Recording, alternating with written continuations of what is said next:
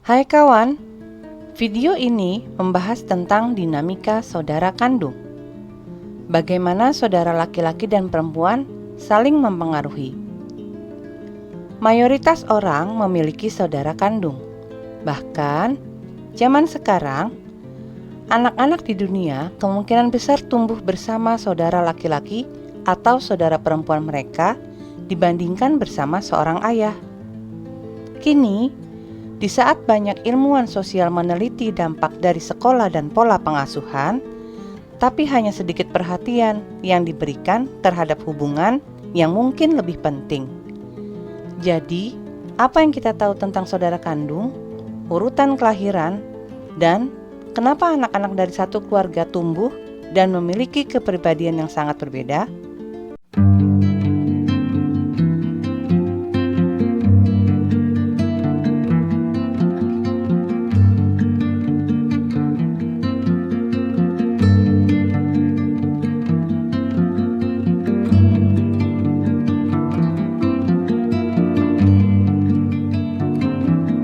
Apa yang kita tahu tentang saudara kandung, urutan kelahiran, dan kenapa anak-anak dari satu keluarga tumbuh dan memiliki kepribadian yang sangat berbeda? Mari kita mulai dengan analisis kita tentang kisah tragis dari dua saudara kandung paling terkenal dalam sejarah. Pada suatu masa, ada seorang anak laki-laki bernama Chen yang menerima semua cinta dan perhatian dari kedua orang tuanya. Di masa pertumbuhannya, anak itu hanya mengetahui satu dunia dan bahwa dia adalah pusat dari dunia itu. Semua orang di sekitarnya memperhatikan dia dan tidak ada yang lainnya. Semua itu berubah saat ibunya melahirkan Abel. Chen seharusnya tahu bahwa perhatian orang tuanya kini harus dibagi antara dirinya dan adiknya.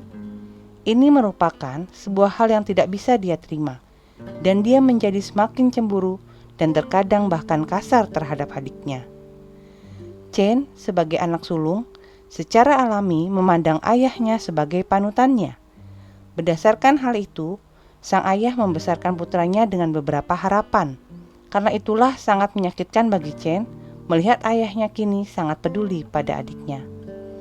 Abel secara alami menjadikan kakaknya sebagai panutan. Keadaan juga tidak mudah baginya, tapi tidak seperti Chen. Abel tidak merasa ada perbedaan. Saat kedua anak laki-laki itu beranjak dewasa, tumbuh rasa tanggung jawab dalam diri Chen. Dan karena mengikuti tradisi, dia mengambil alih pertanian keluarga. Abel, yang terbebas dari kewajiban apapun, memilih untuk menjadi penggembala. Chen iri terhadap otonomi adiknya karena kehidupan sebagai petani semakin sulit. Lalu, pada hari saat kedua saudara kandung itu harus memberi hadiah kepada ayah mereka, Chen hanya membawa beberapa ikat rumput kering. Abel, yang sukses dalam hidup, membawa seekor domba. Saat sang ayah berterima kasih kepada Abel atas kedermawanannya, Chen merasa sangat malu. Dalam semalam, rasa malunya menjelma menjadi kebencian yang sangat mengerikan, dan keesokan harinya dia membunuh adiknya sendiri.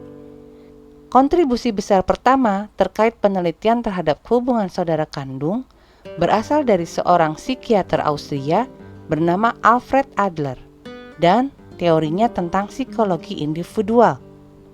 Adler meyakini bahwa motif utama dari perilaku manusia adalah keinginan kita untuk memiliki kekuasaan, sebagian sebagai kompensasi atas perasaan inferior kita.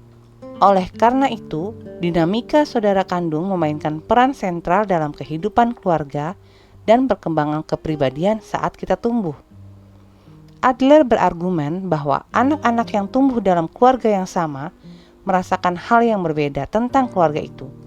Secara khusus, persaingan antara saudara kandung terhadap sumber daya keluarga mempengaruhi perkembangan kepribadian. Sebagai sarana mengurangi kompetisi, saudara kandung melakukan diferensiasi, mengembangkan kualitas berbeda, dan memilih minat yang berbeda. Ketika para saudara kandung tidak menemukan ceruk mereka sendiri, maka hubungan mereka bisa bermasalah.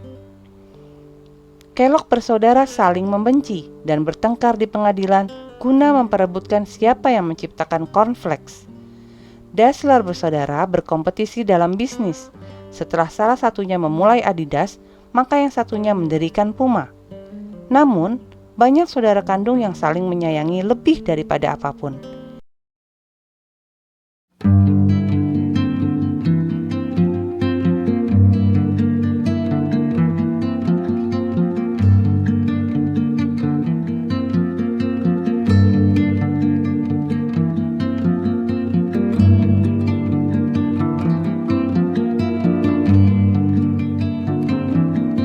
Jadi, apa yang kita ketahui tentang saudara kandung secara umum? Berikut adalah 6 hal sains ketahui sebagai kebenaran. 1.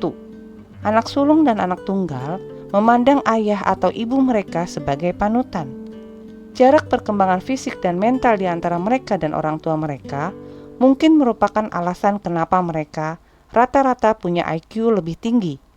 Orang tua cenderung memberikan perhatian lebih kepada anak sulung mereka dan seringkali memiliki ekspektasi yang lebih tinggi.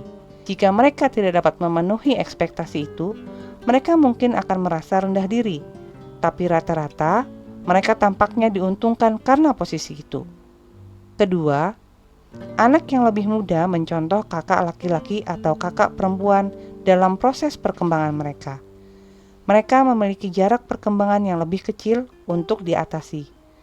Mereka juga mungkin merasa tidak begitu banyak yang harus dibuktikan.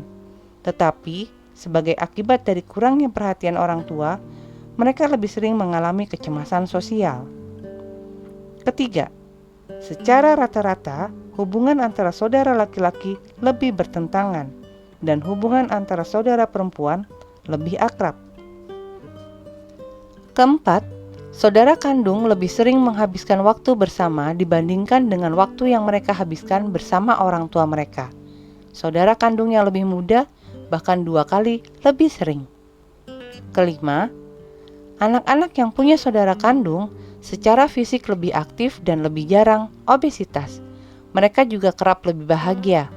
Beberapa studi beranggapan bahwa mereka mengembangkan kemampuan sosial yang lebih cepat daripada keluarga dengan anak tunggal, tapi penelitian itu tidak meyakinkan. Keenam, kedekatan dengan saudara kandung kerap menjadi prediksi kuat untuk kesejahteraan. Terkadang lebih penting daripada kedekatan dengan orang tua. Ini juga berarti jika salah satunya merundung saudaranya, itu bisa mempengaruhi mereka seumur hidup.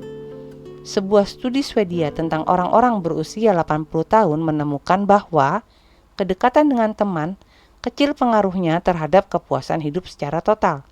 Sedangkan kedekatan dengan saudara kandung sangat berpengaruh. Bagi Anda yang sulit menjalin kedekatan dengan saudara kandung, Adler punya nasihat berikut ini. Sebuah peraturan sederhana dalam berhadapan dengan orang-orang yang sulit bergaul adalah dengan cara mengingat bahwa orang ini berusaha untuk menegaskan superioritasnya dan Anda harus berhadapan dengannya dari sudut pandang itu.